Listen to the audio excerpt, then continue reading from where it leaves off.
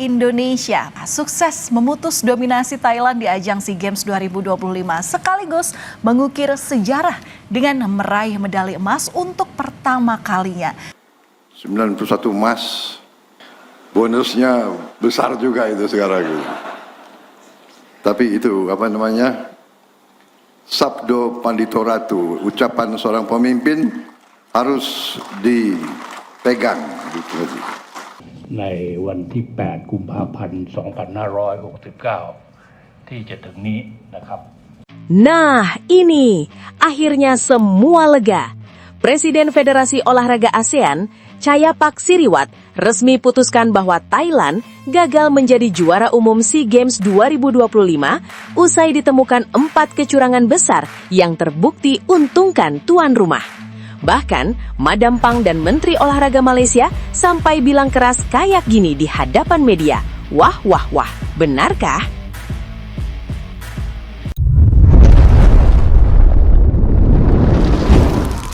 Sebelumnya mohon subscribe channel ini dulu supaya nggak ketinggalan berita terupdate Timnas Indonesia. Kontroversi panjang yang selama berminggu-minggu membayangi gelaran SEA Games 2025 di Thailand akhirnya mencapai titik puncak.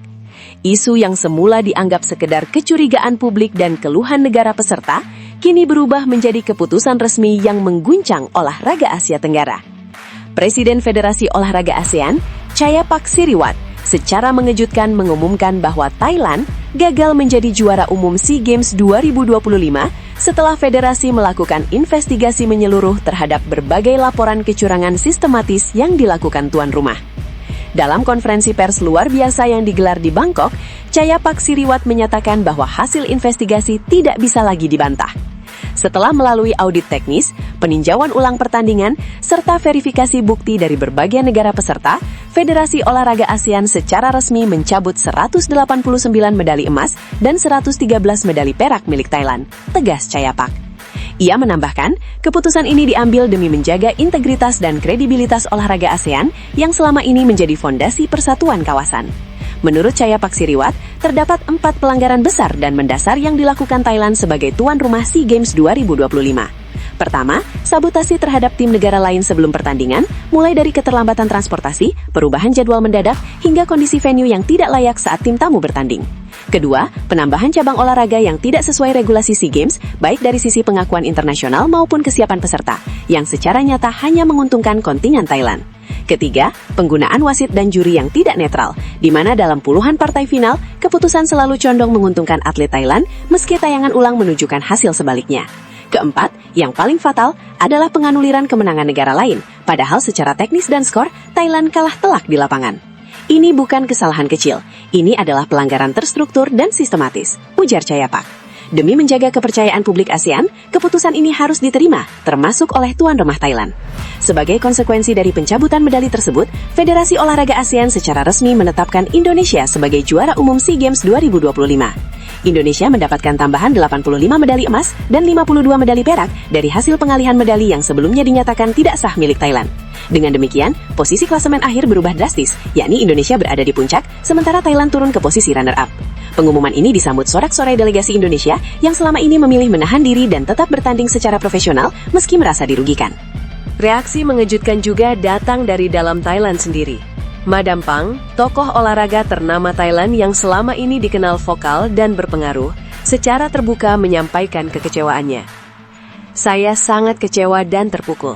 Saya tidak pernah menyangka prestasi besar Thailand di atas kertas ternyata tercemar oleh praktik kecurangan, ujar Madam Pang dengan nada emosional. Ia mengakui bahwa Indonesia adalah pihak yang paling dirugikan dalam SEA Games kali ini.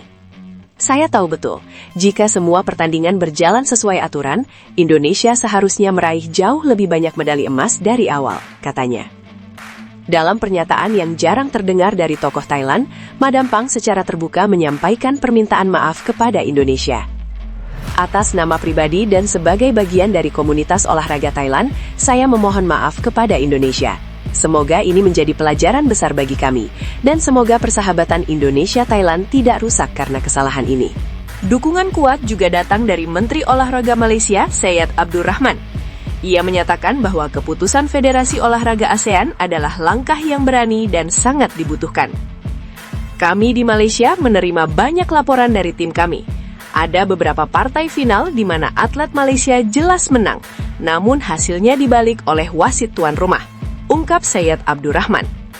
Menurutnya, ini bukan lagi sekedar keuntungan wajar tuan rumah, melainkan sudah masuk kategori perampasan prestasi. Ini bukan soal rivalitas, ini soal keadilan. Jika kita ingin olahraga ASEAN dihormati dunia, maka kita harus bersih, tegasnya. Meski mengakui Malaysia adalah rival Indonesia di banyak cabang, Syed Abdurrahman menegaskan dukungannya terhadap penetapan Indonesia sebagai juara umum.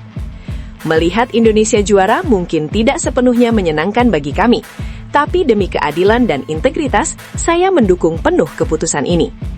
Ia juga membenarkan bahwa selama SEA Games berlangsung, banyak berita negatif terkait tuan rumah sengaja diturunkan atau di-take down, sehingga tidak sampai ke publik internasional. Dengan keputusan bersejarah ini, SEA Games 2025 akan dikenang sebagai edisi paling kontroversial sekaligus paling menentukan dalam sejarah olahraga Asia Tenggara. Federasi Olahraga ASEAN menegaskan bahwa ke depan, aturan tuan rumah akan diperketat, independensi wasit dijamin, dan mekanisme pengawasan diperkuat agar kejadian serupa tidak terulang. Satu hal kini menjadi jelas, yakni Indonesia bukan hanya juara umum secara angka, tetapi juga juara dalam sportivitas. SEA Games 2025 akhirnya menutup lembaran kelamnya dengan satu pesan tegas, yakni kecurangan boleh terjadi, tetapi kebenaran tidak bisa selamanya disembunyikan. Namun tunggu dulu, setelah admin telusuri secara mendalam bahwa berita di atas adalah karangan belaka dan hoax. Ini sebagai edukasi supaya penonton lebih jeli dalam memilih berita.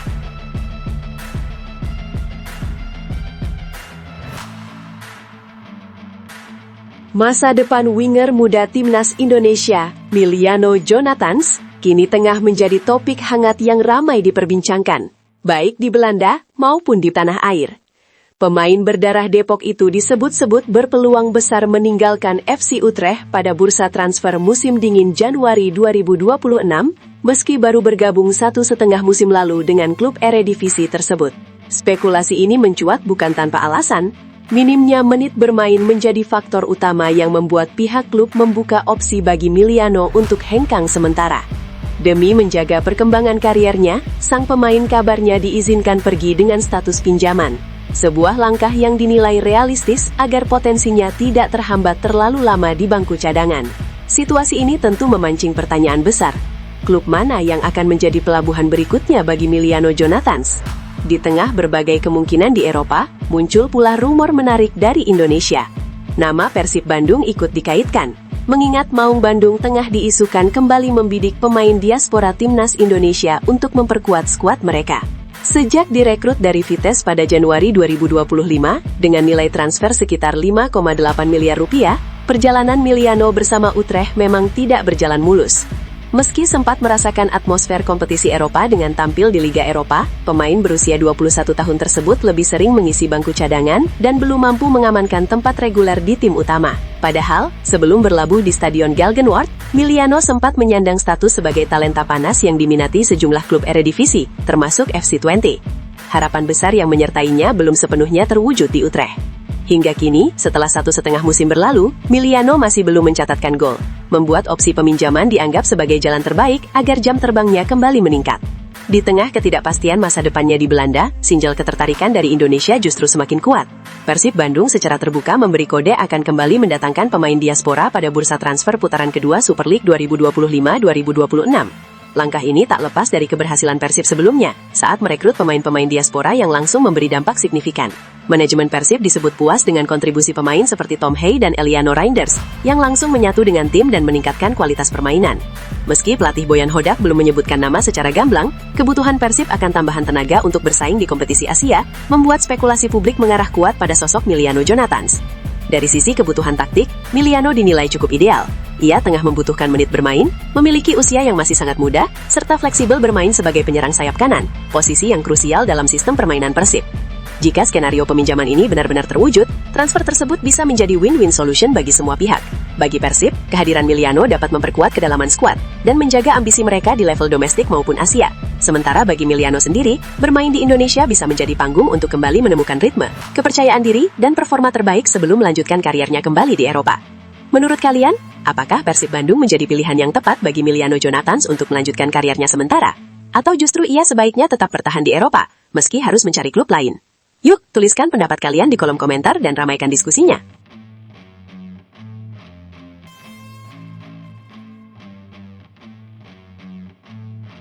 Konfederasi Sepak Bola Asia (AFC) resmi mengumumkan sebuah gebrakan besar dengan meluncurkan rencana turnamen anyar bernama AFC Nations League. Inisiatif strategis ini digagas sebagai upaya memperkuat fondasi kompetisi tim nasional di seluruh Asia, sekaligus mengikuti jejak keberhasilan konsep serupa yang lebih dulu diterapkan UEFA Nations League di Eropa, serta CONCACAF Nations League di kawasan Amerika Utara. Pengumuman ini menegaskan keseriusan AFC dalam membangun ekosistem sepak bola nasional yang lebih rapi, berjenjang, dan berkelanjutan bagi seluruh 47 asosiasi anggota. Kehadiran AFC Nations League diyakini bakal membawa kepastian jadwal pertandingan internasional yang lebih terstruktur dan memiliki nilai kompetitif tinggi, sejalan dengan reformasi besar yang sebelumnya sudah diterapkan AFC di level kompetisi antar klub Asia. Selama ini, pemanfaatan jendela FIFA Matchday kerap menimbulkan berbagai persoalan. Banyak negara kesulitan mendapatkan lawan yang sepadan, biaya operasional pertandingan internasional membengkak, serta urusan logistik menjadi semakin kompleks. Tak jarang, kondisi tersebut membuat pertandingan persahabatan kehilangan makna kompetitif dan nilai sportivitasnya menurun. Melalui evaluasi internal yang mendalam, AFC menilai bahwa format Nations League adalah solusi paling realistis untuk menciptakan sistem kompetisi internasional yang lebih terprediksi dan efisien. Dalam rancangan besarnya, AFC Nations League akan menggunakan sistem pembagian divisi, sehingga setiap tim nasional akan bertemu lawan dengan level kekuatan yang relatif setara. Skema ini bertujuan menjaga keseimbangan kompetitif, sekaligus membuka jalur perkembangan yang jelas bagi setiap negara, baik yang berada di level elit maupun yang masih berkembang. Dengan demikian, setiap pertandingan diharapkan memiliki bobot yang nyata, bukan sekedar formalitas agenda internasional. Sekretaris Jenderal AFC, Datuk Seri Windsor John, menegaskan bahwa kehadiran turnamen ini merupakan langkah penting dalam agenda jangka panjang konfederasi. AFC Nations League mewakili langkah penting dalam komitmen berkelanjutan kami untuk mendukung pengembangan 47 asosiasi anggota kami. Dengan memperkenalkan platform kompetisi yang terstruktur selama jendela internasional FIFA, kami bertujuan memastikan akses konsisten ke pertandingan berkualitas tinggi sambil mengatasi tantangan logistik dan biaya, kata Datuk Seri Windsor, dikutip dari laman resmi AFC. Tak hanya dari sisi teknis sepak bola, AFC juga menilai bahwa Nations League memiliki daya tarik komersial yang jauh lebih kuat. Permintaan dari mitra sponsor, penyiar, hingga penggemar disebut sangat tinggi terhadap format kompetisi yang jelas, kompetitif, dan berkesinambungan. Dibandingkan laga uji coba biasa, Nations League dinilai mampu menghadirkan nilai ekonomi lebih besar sekaligus meningkatkan eksposur sepak bola Asia di kancah global. Meski konsep dasar sudah disepakati, AFC masih belum mengungkap secara rinci format turnamen, pembagian grup, sistem promosi degradasi, hingga jadwal kick-off perdana. Seluruh aspek teknis tersebut masih dibahas secara intensif oleh komite-komite internal AFC sebelum diumumkan secara resmi ke publik. Bagi timnas Indonesia, kehadiran AFC Nations League berpotensi menjadi panggung baru yang sangat penting. Kompetisi ini diharapkan membuka kesempatan bagi skuad Garuda untuk menghadapi lawan yang lebih seimbang dan berkualitas secara konsisten, sekaligus menjadi jalur strategis untuk mendongkrak peringkat FIFA dan meningkatkan daya saing di level Asia. Menurut kalian, apakah AFC Nations League bisa menjadi terobosan besar yang benar-benar menguntungkan timnas Indonesia? Atau justru akan menambah beban kompetisi bagi pemain dan federasi? Tulis pendapat kalian di kolom komentar, dan mari berdiskusi bersama.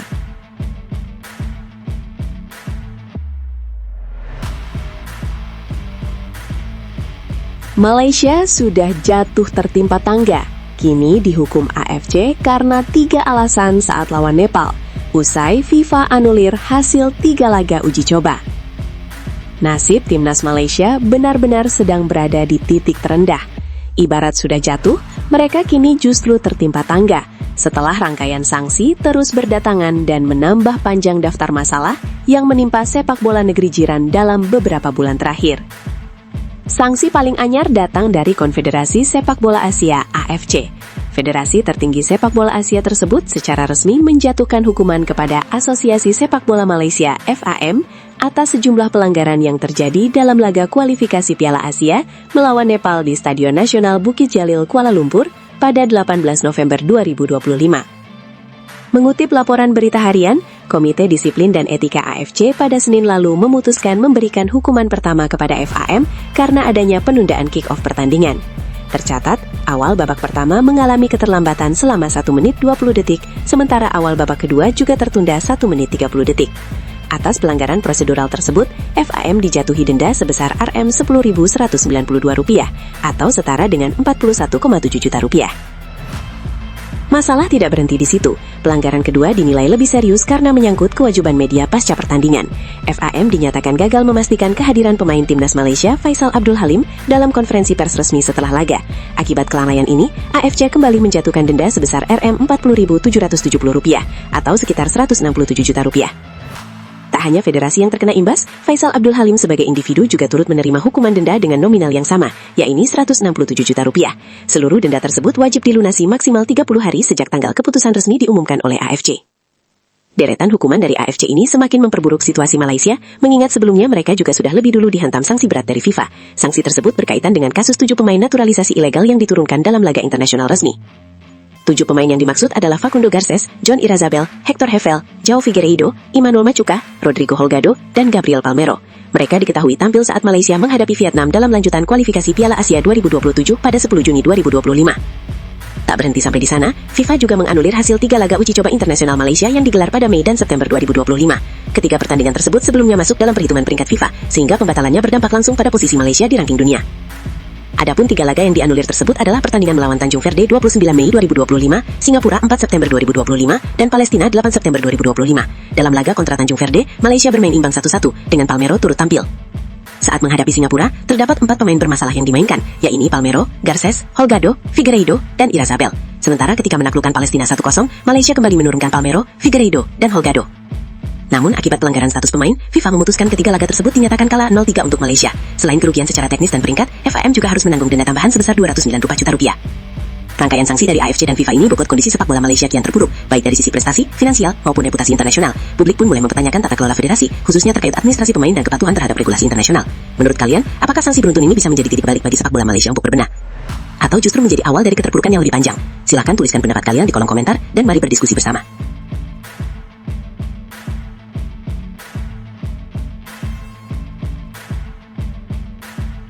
Penampilan impresif kembali ditunjukkan kiper naturalisasi Timnas Indonesia, Emil Audero, saat mengawal gawang Cremonese dalam lanjutan Liga Italia musim 2025-2026. Bermain di markas lawan, Stadion Olimpico, Minggu 21 Desember dini hari WIB, Emil Audero menjadi sosok kunci di balik hasil imbang 0-0 melawan tuan rumah Lazio, sebuah capaian yang layak mendapat sorotan khusus. Dalam laga yang berjalan penuh tekanan tersebut, Emil Audero tampil luar biasa meski Cremonese berada dalam kondisi sulit. Tim tamu harus bermain dengan 10 pemain, namun solidnya pertahanan yang dikomandoi Emil membuat Lazio frustrasi hingga peluit panjang dibunyikan. Penjaga gawang berusia 28 tahun itu sukses menjaga gawangnya tetap rawan sepanjang pertandingan. Berdasarkan catatan statistik dari laman Fotmob, Lazio sejatinya tampil dominan dengan penguasaan bola mencapai 57%. Tim ibu kota Italia tersebut juga cukup agresif dengan melepaskan 8 tembakan, terdiri dari 5 tembakan melenceng, 2 mengarah ke gawang, dan sisanya berhasil diblok.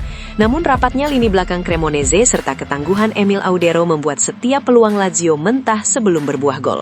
Dalam pertandingan ini, Emil Audero mencatatkan 2 penyelamatan krusial dari 2 tembakan on target Lazio. Meski jumlah penyelamatannya terbilang sedikit, momen-momen tersebut datang di waktu penting dan berpotensi mengubah jalannya laga.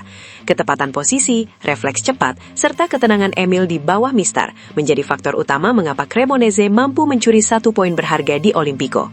Kontribusi besar tersebut berbuah manis. Emil Audero diganjar rating 7,9, tertinggi di antara seluruh pemain yang tampil dalam pertandingan tersebut. Angka ini menjadi bukti konkret betapa vitalnya peran sang kiper dalam menjaga stabilitas permainan Cremonese, khususnya ketika tim harus bertahan lebih dalam akibat kekurangan jumlah pemain. Hasil imbang ini pun berdampak positif bagi posisi Cremonese di klasemen sementara. Klub yang diperkuat Emil Audero kini menempati peringkat ke-11 Liga Italia dengan raihan 21 poin. Mereka berada tepat di bawah beberapa tim papan tengah lainnya, termasuk Sassuolo yang diperkuat J-Idze serta Udinese yang sama-sama mengoleksi 21 poin. Sementara itu, Lazio harus puas tertahan di posisi ke-8 klasemen dengan total 23 poin dari 16 pertandingan. Hasil ini jelas bukan yang diharapkan publik Olimpico, mengingat dominasi permainan yang mereka tunjukkan sepanjang laga tak mampu dikonversi menjadi gol. Penampilan solid Emil Audero ini tentu menjadi sinyal positif, baik bagi Cremonese maupun timnas Indonesia, mengingat konsistensinya di level tertinggi sepak bola Italia. Jika performa seperti ini terus berlanjut, bukan tak mungkin Emil akan semakin mendapat kepercayaan, baik di klub maupun di panggung internasional. Menurut kalian, apakah Emil Audero layak menjadi kiper utama timnas Indonesia dalam waktu dekat? Tulis pendapat kalian di kolom komentar dan ikut meramaikan diskusi.